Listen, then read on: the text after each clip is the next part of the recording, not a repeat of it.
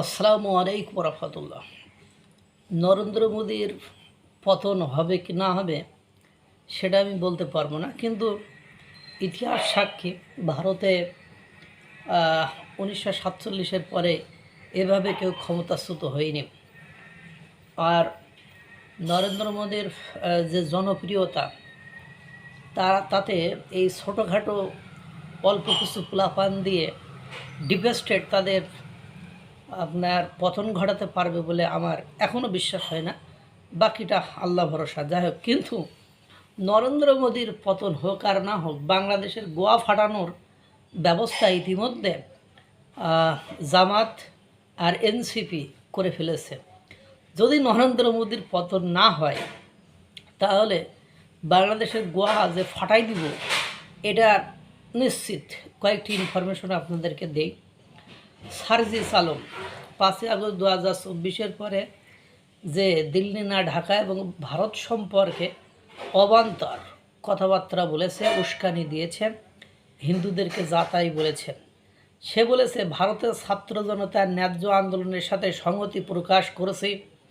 ঢাকাতে শুরু হওয়া বারুদ ছড়িয়ে পড়ুক দক্ষিণ এশিয়ায়, মানে ওরা যেভাবে গণ অভ্যুত্থানে বিজয় লাভ করেছে সেই বারুদ ছড়িয়ে পড়ে তারাও, মানে ভারতের ওরাও বিজয় লাভ করুক, একথা বলেছে।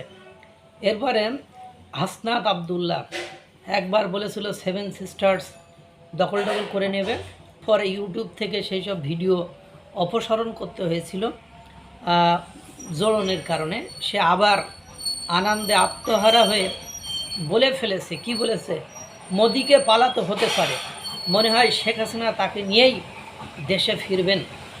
এবং আপনারা জানেন ইতিমধ্যে জামাত ইসলাম একটা রাজনৈতিক দল, বর্তমান সময়ে বাংলাদেশের সরকারের বিরোধী দল হিসাবে সংসদে আছে। তারা অফিসিয়ালি স্টেটমেন্ট দিয়ে ফেলেছে যে ছাত্র আন্দোলনের তারা সংহতি প্রকাশ করেছে ইত্যাদি ইত্যাদি।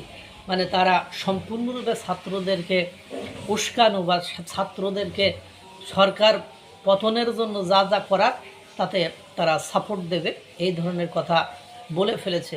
এরপরে কাফিন্দু সে ভিডিও বার্তা পাঠিয়েছে যে কীভাবে নরেন্দ্র মোদীকে ফেলতে হবে, কি করতে হবে না করতে হবে, এটা ভিডিও বার্তা পাঠিয়েছে। এরপরে ইনকলাব মঞ্চ গতকালকে সন্ধ্যার পরে মশাল মিছিল করেছে। অবশ্য 8-10 জন মিলে একটা মশাল মিছিল করে দিল্লি না ঢাকা এবং ছাত্রদেরকে ওই দেশের সিজেপি মানে ককরোচ জনতা পার্টির ছাত্রদেরকে উৎসাহিত করেছে। এই হলো অবস্থা। এ পর্যায়ে আপনারা কি বুঝলেন?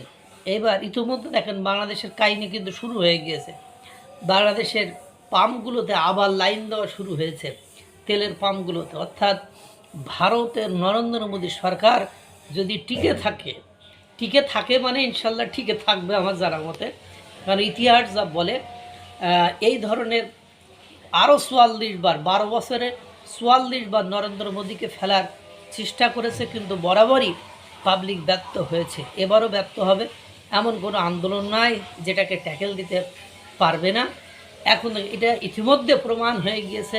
তাদের খাবার দেওয়া, তাদের অর্থায়ন হওয়া, তাদের পানি দেওয়া, তাদেরকে বিভিন্নভাবে বাংলাদেশ থেকে তারা ইতিমধ্যে শিক্ষা নিয়ে ফেলেছে।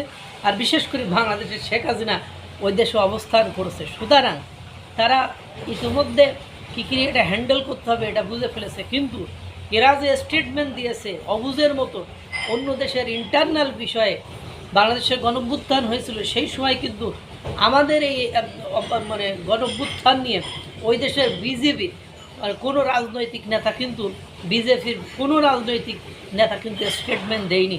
আমাদের গোয়া ফাটানোর ব্যবস্থা ইতিমধ্যে এই রাজনৈতিক নেতারা করে ফেলেছে। দেখতে থাকুন। আল্লাহ তাআলা সকলকে ভালো রাখুক, সুস্থ রাখুক। আসসালামু আলাইকুম ওয়া রাহমাতুল্লাহ।